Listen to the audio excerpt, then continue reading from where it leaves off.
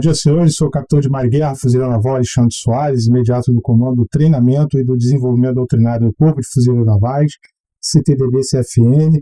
Bem-vindos ao nosso podcast Momento Doutrinário. Nosso episódio é o número 44. É o 5º episódio que a gente grava no formato de vídeo.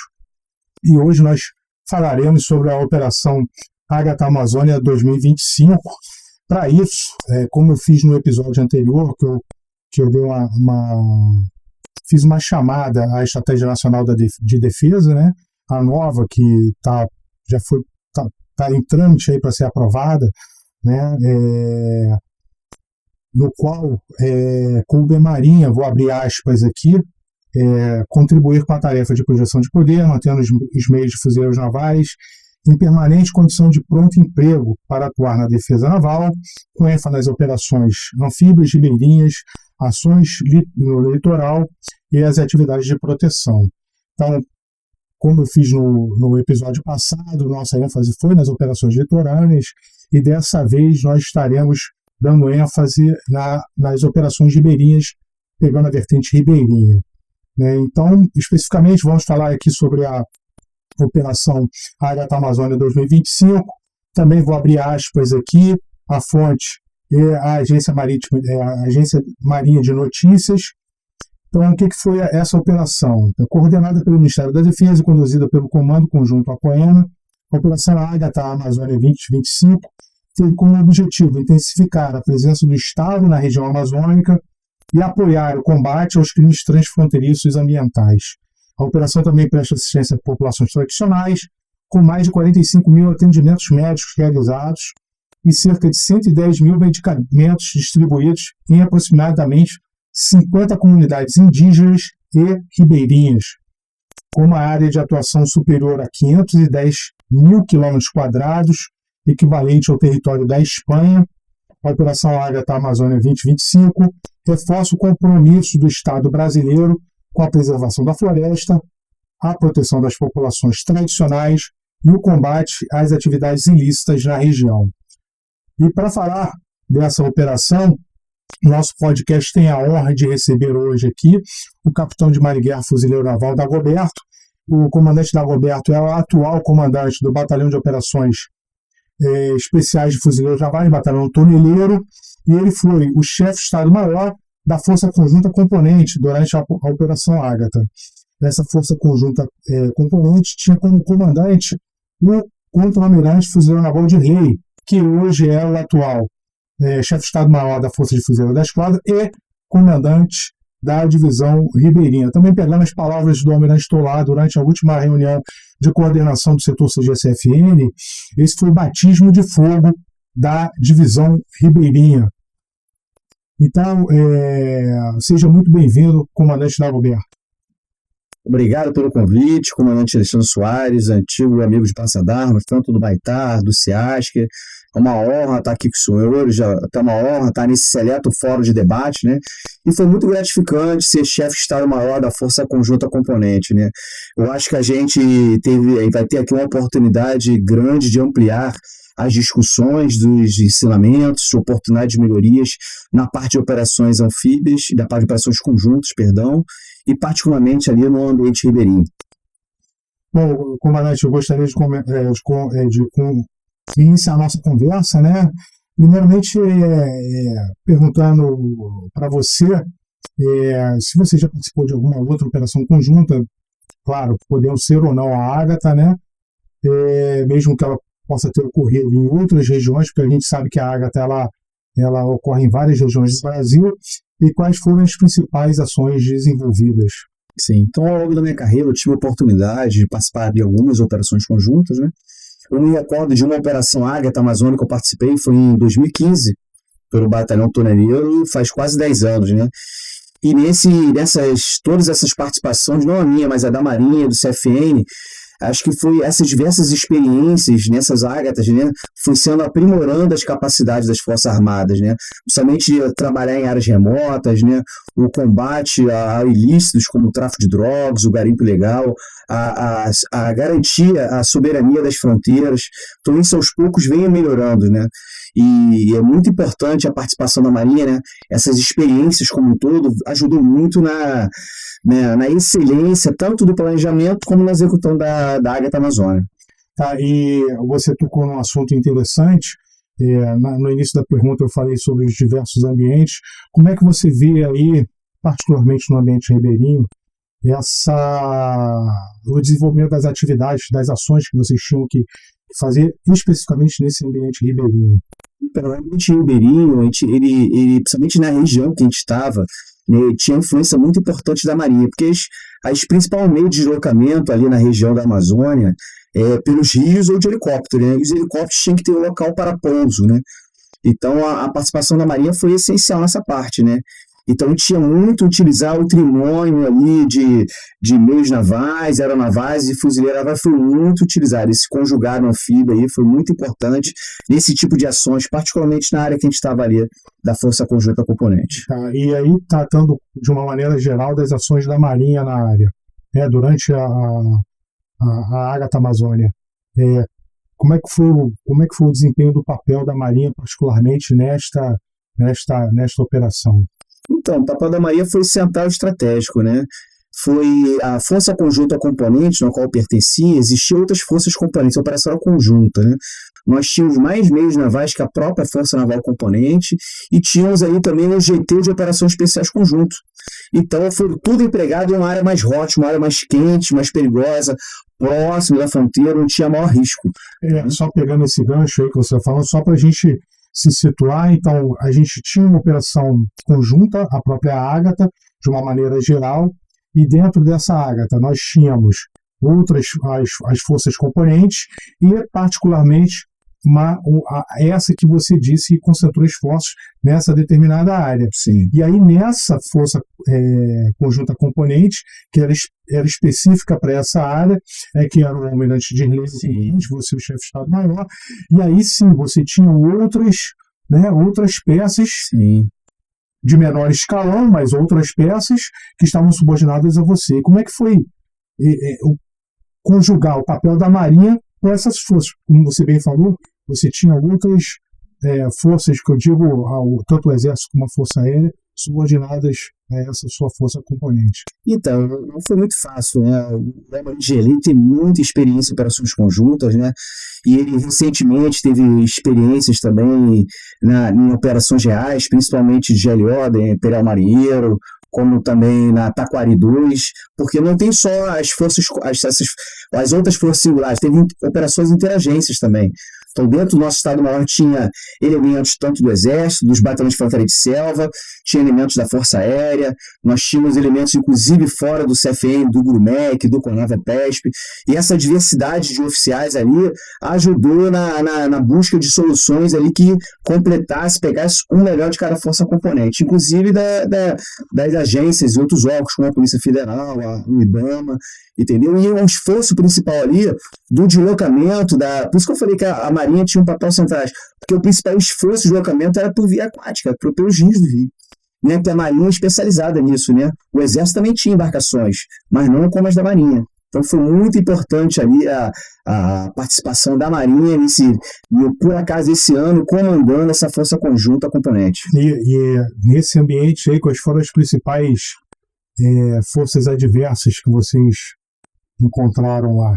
Então, a gente tinha a parte do combate ao tráfico internacional de drogas, tinha indícios disso, tinha a parte dos crimes ambientais, e aí vem com relação a desmatamento, vem a atividade do garimpo ilegal, que tem a ver com a parte do ambiente, tem a ver com drogas, tem a ver com armas, né? E tinha também a parte de possibilidade de remanescente da Farc ter ultrapassado a fronteira. Por isso a gente tem uma força conjunta componente forte, por isso a gente tem empregado tropas de operações especiais, principalmente perto da fronteira, né? E para proteger nossas tropas, essa preocupação, todas as tropas que foram empregadas bem à fronteira, principalmente do Peru e na Colômbia ali, elas estavam com embarcações blindadas, né? A Aruanã, que é do Batalhão de Operações de Ribeirinha, e a DGS Raptor do 9º Distrito Naval. Interessante você ter tocado nesse assunto. E aí, como você mencionou as tropas, né? Então, agora a gente está saindo da Marinha como um todo e, né, canalizando ali para a ação dos fuzileiros navais propriamente dita. Como é que foi essa ação? Como é que foram os principais desafios e falando especificamente dos fuzileiros navais, e como é que qual foi o papel desempenhado por esses fuzileiros nessa operação? Então, o papel dos fuzileiros navais foi fundamental, né? Principalmente do recém-criado Comando da Divisão Ribeirinha, né? A expertise que eles tinham de Estado-Maior agora vocacionados para essa parte de operação anfíbia. Tanto a participação do comandante, do almirante Gerlei, como dos oficiais que participaram, contribuíram muito. E todos os fuzileiros navais que participaram em ambiente OX, alguns mais da parte de selva, alguns mais nas partes de rio, né? Mas foram todas dificuldades. Ali a gente fala muito ali na Amazônia, né, dos desafios logísticos e operacionais que tem a região. Então ali tem as famosas distâncias amazônicas, né, porque nada é perto, né, tudo demora, as localidades são longe, às vezes leva um dia só para deslocamento para chegar até a localidade. Então ali foram desafios logísticos e operacionais realmente superados, né, e a expertise do fuzileiro naval ali, o profissionalismo, a capacidade técnica, a capacidade expedicionária realmente levaram o padrão desse tipo de atividade, do emprego dos fuzileiros navais desse tipo de operação conjunta, particularmente no ambiente ribeirinho. E aí a gente tem ali o 1º Batalhão de Operações Ribeirinhas, né, que já está na região, já tem uma vocação para esse tipo de ambiente operacional, mas como é que foi o trabalho de aclimatação, né, das tropas que vieram do Rio de Janeiro, até mesmo para o pessoal que não atuava lá na frente, né, vamos dizer assim, na frente de combate, ou seja, lá na operação propriamente dita, mas também o restante de toda a tropa, aquele pessoal que estava por trás, né, nos bastidores, prestando apoio logístico na hora certa, no lugar certo. Como é que foi essa parte de aclimatação das tropas que não eram lá da região amazônica? Então, desde o planejamento, foi se pensado ter uma antecipação da chegada das tropas, né?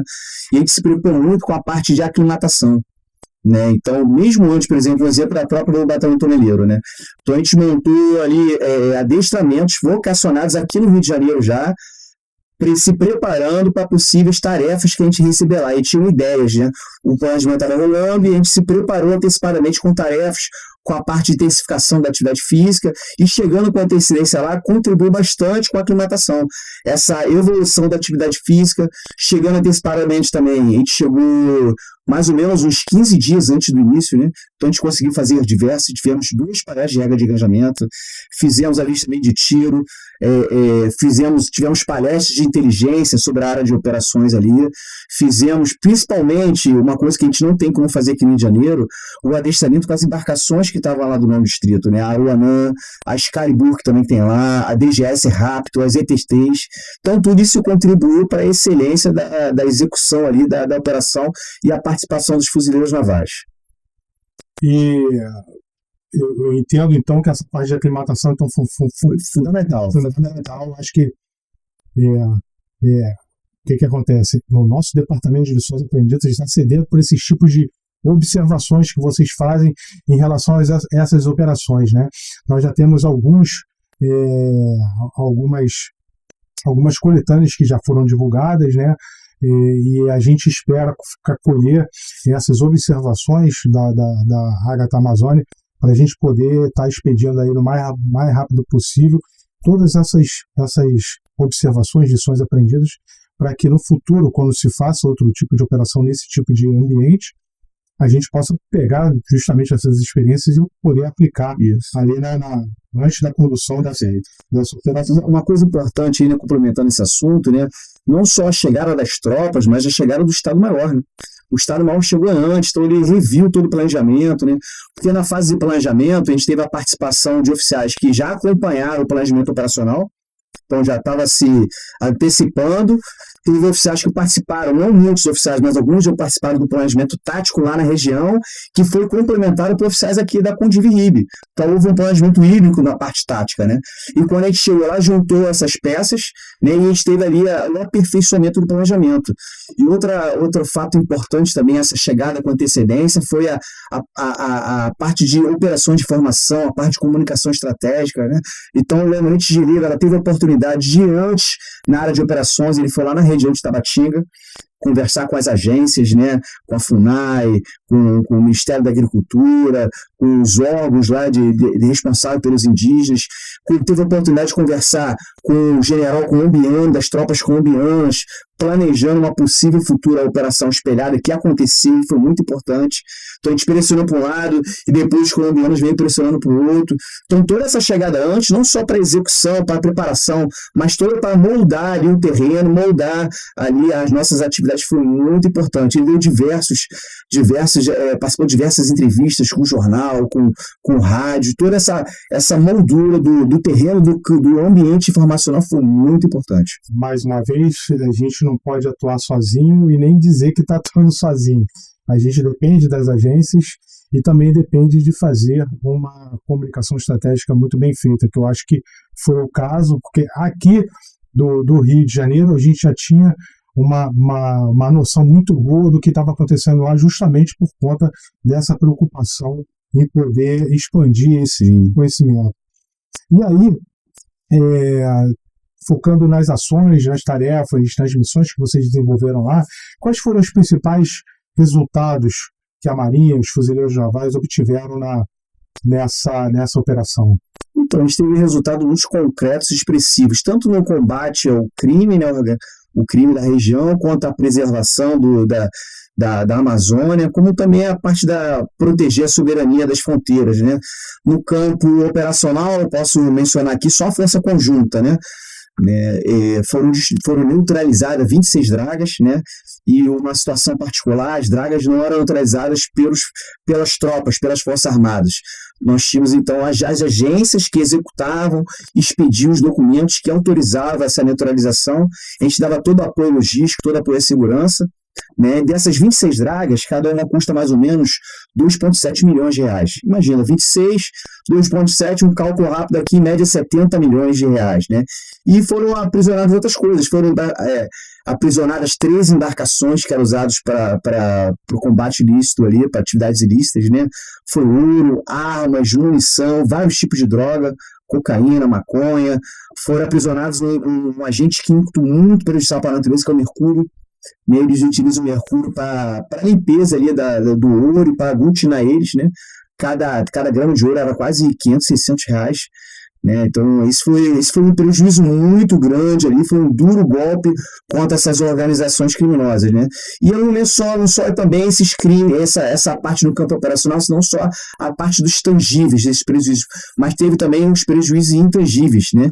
E aí eu ressalto que dentro da fase de planejamento, a nossa inteligência levantou que tinha mais ou menos 104 dragas funcionando, né?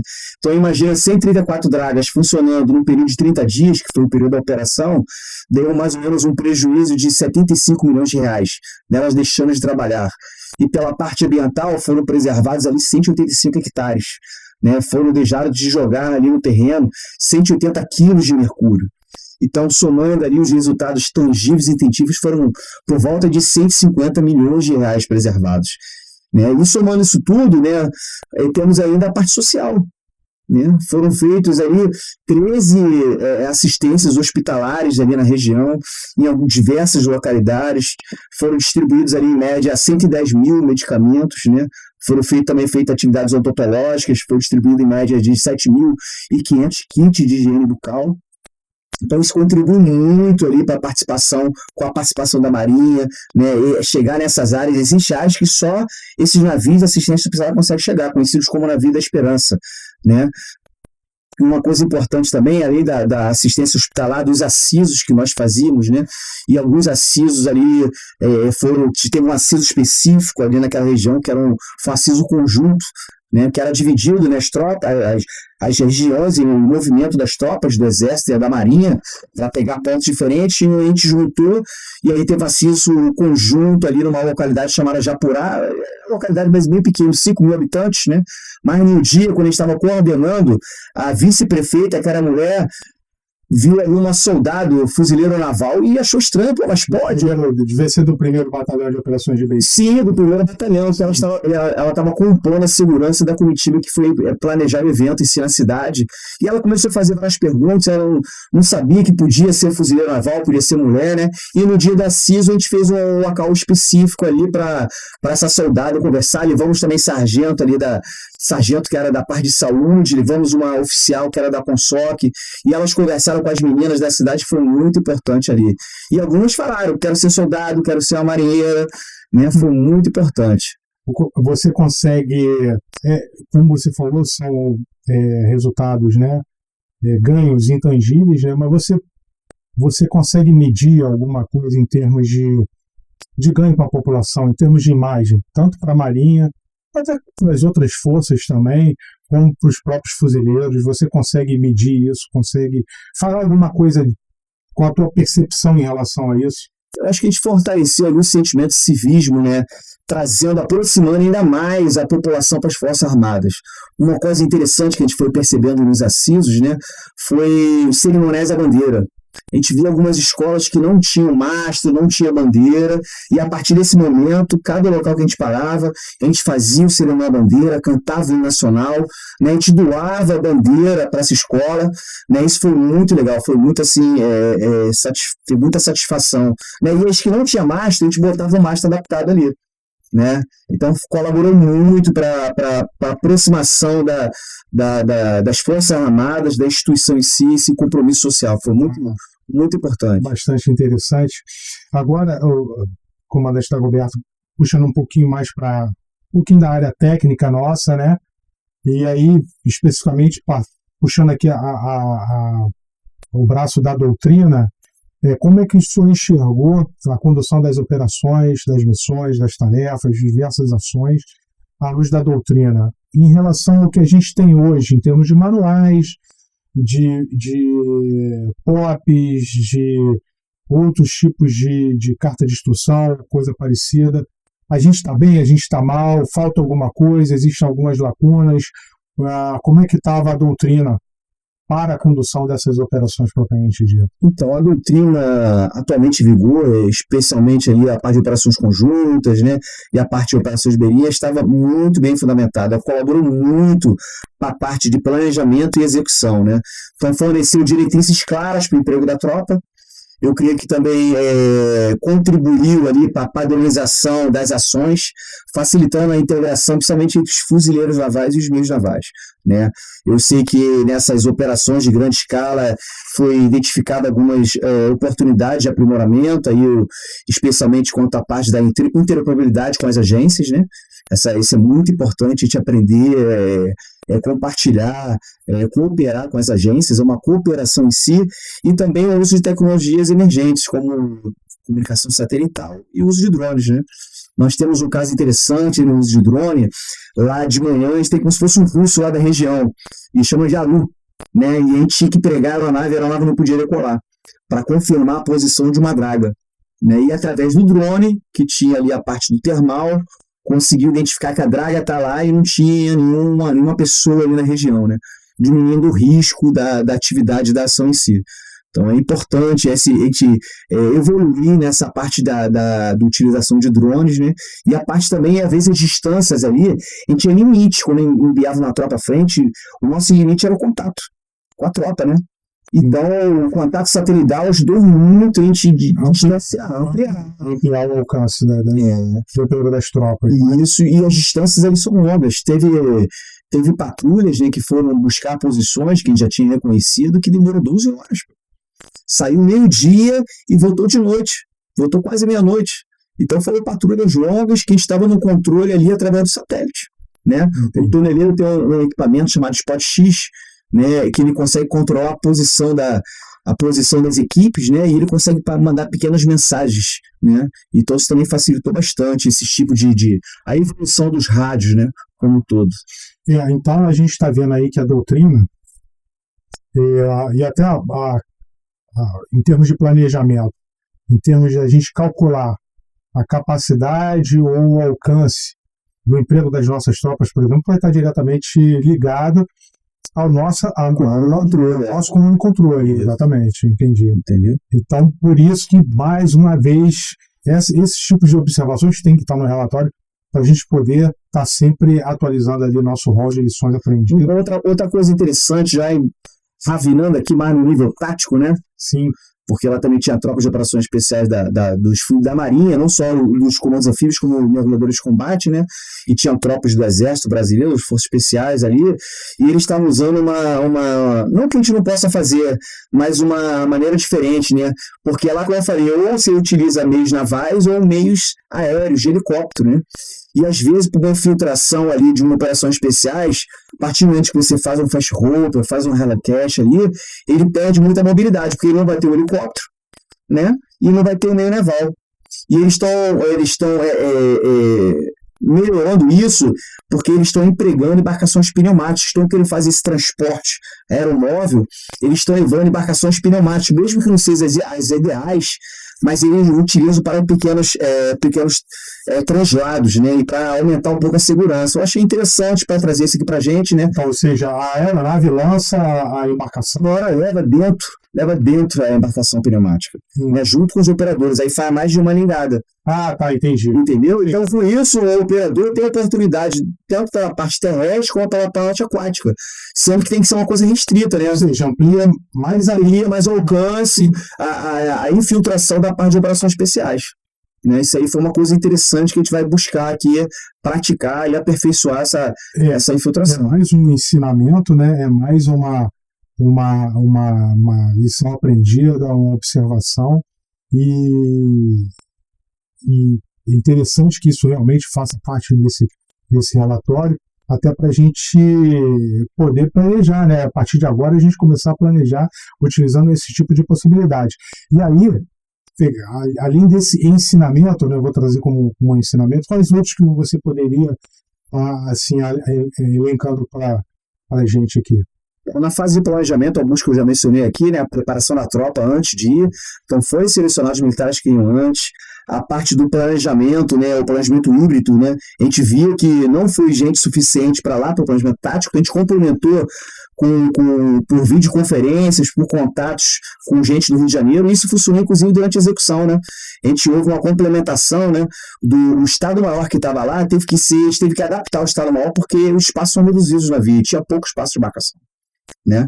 O nosso Estado-Maior lá trabalhava em 3 salas diferentes, entendeu? Então a gente teve que adaptar, e com isso a gente teve que usar a distância, ter um Estado-Maior trabalhando tanto no Rio de Janeiro, complementando principalmente a parte do campo informacional, como na parte de inteligência. E aí, só para eu não me perder, né? Navio, estou falando de navio, estou falando com o Rio de Janeiro. Sim. Sistemas de comando e controle, como é que é? Usamos satelitais, comunicações satelitais, né? É. A rede da Marinha, a ROD, a Starlink, tudo isso dentro do que era possível, né?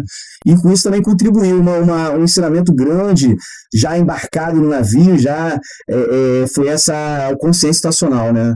Nós tínhamos um Estado-Maior diversificado, com várias especialidades, contribuiu para dar as respostas corretas, na medida correta, né? Mas também a gente, por exemplo, de manhã a gente fazia já uma reunião com o Estado-Maior para ambientar ali as coisas que aconteceram no serviço noturno, projetar metas, objetivos ali para o dia D e D+1, né? E no período da tarde tinha as videoconferências com os outros GTs que estavam em outros navios, que estavam até em outras regiões distantes da gente. E os GTs da Força Conjunta Componente, né? Tinha o GT fluvial com meios navais, tinha o GT de selva com os 2 batalhões de infantaria de selva, né? E tinha o GT de operações especiais conjunto. Então, todo dia essa reunião de pôr do sol contribuiu para essa consciência nacional. E eu digo mais, né, as operações de maior risco ou mais complexas eram feitas reuniões por videoconferência só dos oficiais de operações. né? Tudo isso ajudou muito, muito a parte da consciência nacional, do comando e controle. Eu destaco também uma novidade nesse tipo de operação, né? Isso particularmente ali, eleger o homem de lei, porque o Estado-Maior estava embarcado. Era a única força componente que tinha o Estado-Maior embarcado. Isso facilitou muito, né? Entender a manobra, o ciclo Oda fez gerar rápido, porque a gente estava acompanhando de perto cada coisa, né? Dentro da fase de execução ainda, a gente foi planejado em épocas de cheias. Então, os navios, tem um rio que a gente entrou lá, que ia dar na fronteira lá com a Colômbia, é um rio que a Marinha não chegava a quase 5 anos no limite dele, né, porque nunca tinha oportunidade de época de cheias. Esse ano, particularmente, a gente conseguiu chegar. Onde está maior, né? Porque a gente pegou uma época de cheia. Então, o planejamento da operação foi feito a época de cheias, no período de abril, maio e junho. Contribuiu bastante, né? Outros fatos interessantes também, a utilização das lanchas blindadas foi importante para a parte de proteção dos nossos militares. Então, tinha locais de risco, né? Tinha a possibilidade de encontrar com remanescentes das Farc ali na região, tinha indícios. As dragas, muitas delas foram encontradas armamentos, a gente não teve nenhum confronto específico, mas sempre que você avança no local que você ainda tem alguma penumbra, a gente tem que se resguardar o máximo possível, né? É claro que nós tínhamos as lanchas blindadas, foi um ponto que você tocou, mas não tinha para todo mundo, né? Então, assim, e as ETTs? Cumpriram missão, não cumpriram missão? O papel das ETTs foi fundamental, porque essas lanchas blindadas, elas foram utilizadas, priorizadas para a parte mais crítica, né? E tinha outras partes ali próximas da calha principal que a gente tinha que percorrer. Então a gente tinha ali, tem um trinômio, meios navais, aeronavais, fluoronavais, e aí dentro da parte de inteligência a gente criou outro trinômio, que foi, a gente tinha o levantamento da inteligência através de satélites do COMAI e até um satélite europeu que fornecia os possíveis locais ali pela imagem satelital onde estavam as dragas. A gente complementava isso com imagens feitas pela FAC, pela Força Aérea, com aeronaves da 29, o R-99. A gente depois ainda mandava helicópteros que saíam do próprio navio, né, tudo para confirmar que existia alguma coisa lá. Porque as ETTs, só tendo a posição, tendo a coordenada geográfica para chegar na posição é difícil, né? Em alguns lugares, só essas embarcações de transporte, de tropa conseguia chegar. Essas embarcações blindadas não conseguiam chegar. E o trabalho das dragas, é importante mencionar, que ele como destrói o meio ambiente, ele fica sugando as areias ali da parte da margem e fica jogando para o meio do rio. Você altera o val, isso com ETT. Só com a ETT. Entendeu? Mas era tudo feito no levantamento de risco, né? Então, a gente foi chegando, assim, foi aperfeiçoando dia a dia, atividade. Então, vamos anotar esse trinômio aí. Imagens de satélite, helicópteros e os militares das ETT. Foi ideal. Imagina lá a tropa para chegar lá, os militares, né? Demora 10 horas, às vezes 5 horas para chegar na posição e não acha a draga, ou não tem ninguém. Né? Foi muito importante. Aí uma curiosidade agora, quando você falou das imagens de satélite, da utilização do R-99 ou do A-29, isso tudo era pedia e conseguia ali. Eu imagino que, lógico, demorava um certo tempo e tal, mas vocês tinham uma informação ali bem atualizada, vamos por assim dizer. Sim, na fase de planejamento já foi levantado prováveis indícios de posições, né? E aí a gente foi lapidando dia a dia, né? Digamos assim, tinha uma imagem de satélite do COMAI, depois tinha um satélite que a gente confrontava várias camadas que foram se juntando, né? O satélite europeu, e aí a gente traçava como se fosse um polígono já concentrado para a nave da FAB. E a partir daí, a gente tinha quase mais de 50% que tinha uma draga. Só que elas não são fixas, né? Elas vão se mexendo. Perguntar quão rápido era essa atualização, porque, lógico, as dragas elas estavam em movimento o tempo todo, né? Não o tempo todo, mas provavelmente quando elas suspeitavam de algo, elas mudavam de posição. Sim. Então, assim, e esse relacionamento com o pessoal da Força Aérea, para obter essas imagens, saía tranquilo. E a gente tinha tanto um oficial da FAB na nossa força conjunta, como também tinha no comando conjunto, né? Então isso facilitou. A prioridade do Ministério da Defesa foi para a nossa operação, né? E uma coisa importante, outro ensinamento que contribui com essa parte aí da achar as dragas, do envio do helicóptero, foi a parte da guerra eletrônica, A gente levou a nossa guerra eletrônica, então estávamos ali buscando nas frequências e a gente não encontrava nada. E depois, quando a gente foi atacando uma draga, neutralizando outra, a gente foi vendo sempre no teto de uma draga e tinha uma antena Starlink móvel. Então, as comunicações dessa parte dos ilícitos era tudo por via internet, por via WhatsApp. E a gente foi trocando. Então, quando a gente ia os navios da Marinha navegando, a gente via um deserto, não via ninguém, né? Não tinha circulação, quase não tinha circulação de navios de porte razoáveis, via só pequenas, com embarcações pequenas, com famílias, né? Então, praticamente, o pessoal fugiu da gente, né? Então, quando eles viram que eles estavam chegando na posição, qual foi a conduta desses garimpeiros? Foi esconder as dragas. E aí eles conhecem a região, um pouco mais com a gente, e foi empurrando para dentro, e esse trabalho de várias camadas de inteligência a gente foi achando, né? E aí também outra coisa interessante, que combina com a parte de complementar a guerra eletrônica, que foi durante a manobra a gente foi descobrindo isso, né? Como é que a gente vai achar essa Starlink? Né? E aí a gente foi buscando na internet, pesquisando, tinha um aplicativo que você não consegue quebrar o sinal para saber o que eles estão conversando, mas aonde está as redes Wi-Fi. Entendeu? De acordo com a gente ia aproximando, aquele sinal da rede do Wi-Fi ia crescendo. Então a gente ia descobrir, tem alguma draga aqui que a gente não foi vista, a gente está chegando perto, né? Mas isso também contribuiu para eles forem avisando para os outros. Então a maioria das dragas, assim, 90% das dragas que a gente abordou, estava sem ninguém nas dragas. E aí eu pego uma outra observação que o Almirante Tolá fez durante a reunião de coordenação, foi de que alguns resultados obtidos durante a Ágata Amazônia, os resultados concretos, né, me referindo aos tangíveis, muitos deles refletem exatamente os resultados da Força Conjunta Componente. Sim. Muitas vezes o resultado da Força Conjunta Componente era o resultado da Operação Conjunta como um todo, da Ágata Amazônia. E aí, você falou das camadas, né, dos layers aí de inteligência. Estou entendendo que isso foi fundamental para a gente poder potencializar esses resultados, na tua opinião. É isso mesmo? Com certeza. E isso foi na hora, não foi uma coisa planejada, né? Isso foi aquela adaptação dia a dia, a gente tentando participar. Um fato importante aqui a mencionar é porque, inicialmente, né, legalmente, quem tem autorização para neutralizar as dragas é o IBAMA, né? E não tivemos participação do IBAMA. Né? Tivemos participação do ICMBio, que é o Instituto Chico Mendes, que só podia fazer a neutralização em algumas áreas específicas, alguns parques ecológicos, né? E tínhamos aí a Polícia Federal. E na primeira abordagem, a gente levou a Polícia Federal, né? E ele sentiu-se ali, ele tinha que fazer alguma coisa.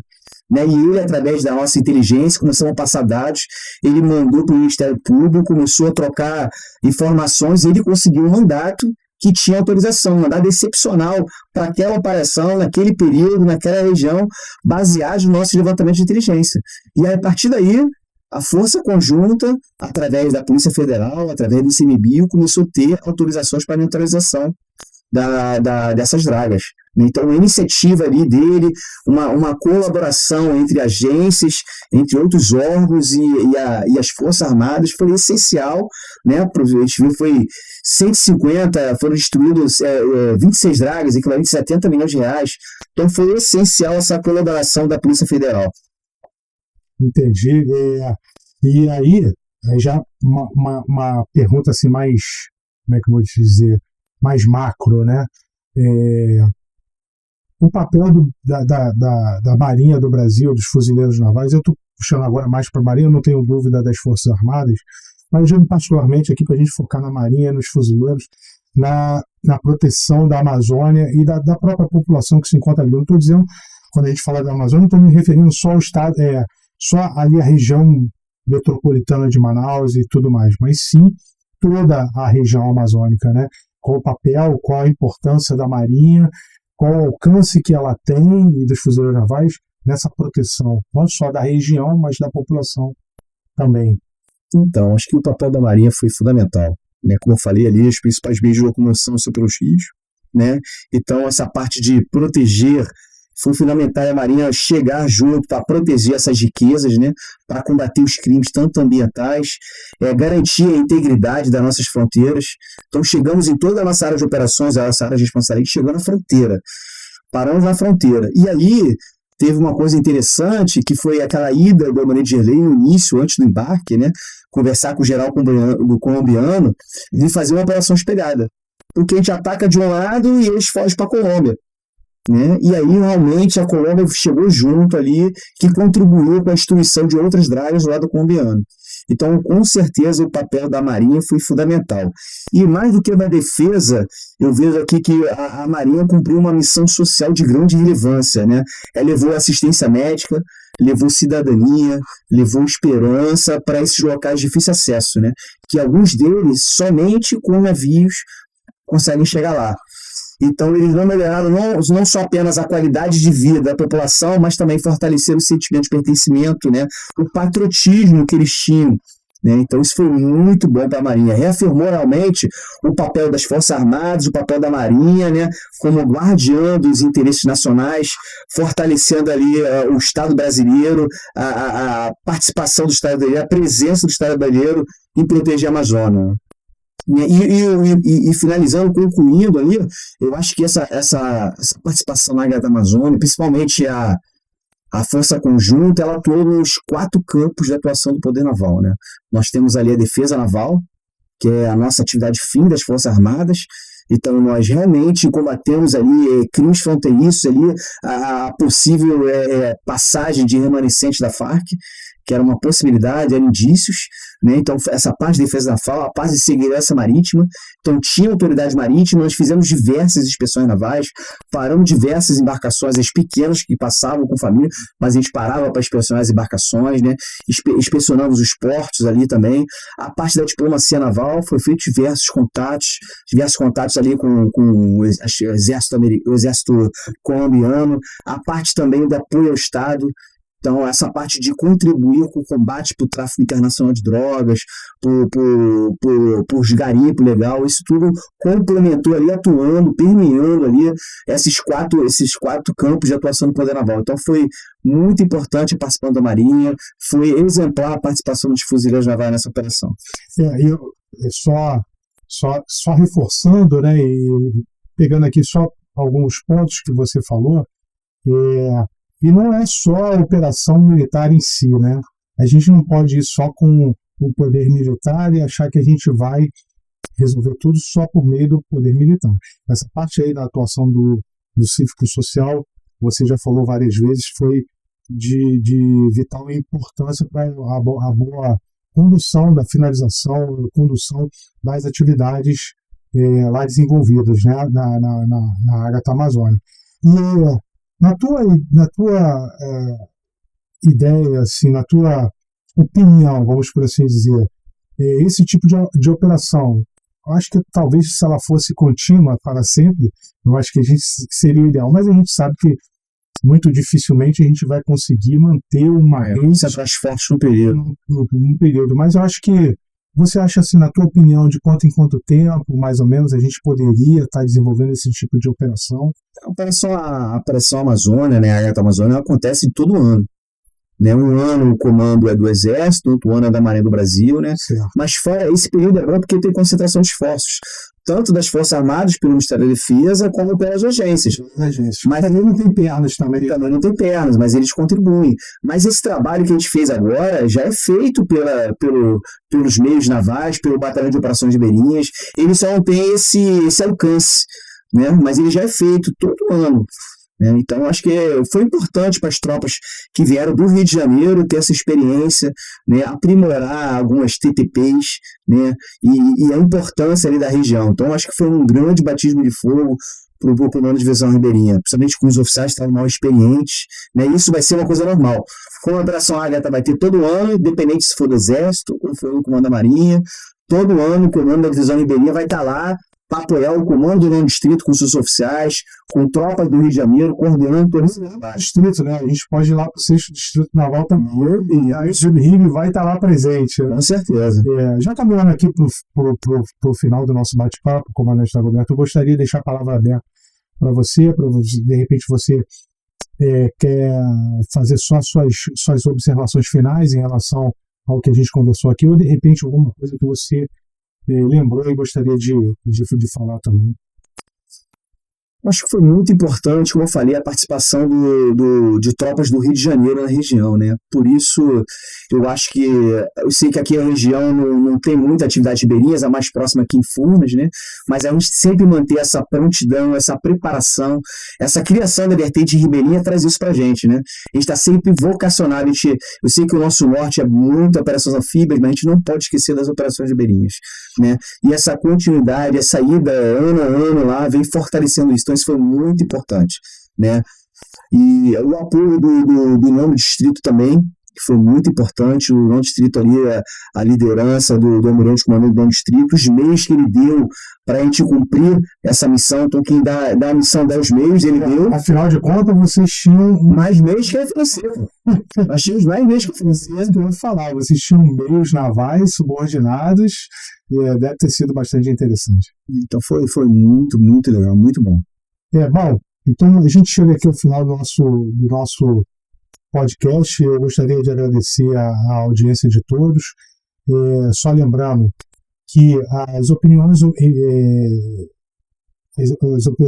opiniões emanadas aqui do entrevistado não necessariamente configuram a opinião da instituição, mas sim uma opinião, mas diversos aspectos foram abordados aqui. E para saber mais do vídeo, nos acompanhe no nosso canal. Nós periodicamente vamos estar colocando alguns shorts também para a gente poder pegar os melhores momentos do podcast. E em breve nós também estaremos lançando nossa coletânea de lições aprendidas referência à Gata Amazônia 2025. Então, muito obrigado mais uma vez e vejo todos no próximo episódio. Chegamos ao final de mais um podcast. Se esse conteúdo falou com você, dê aquele like, se inscreva no canal, ative o sininho. A prontidão começa aqui.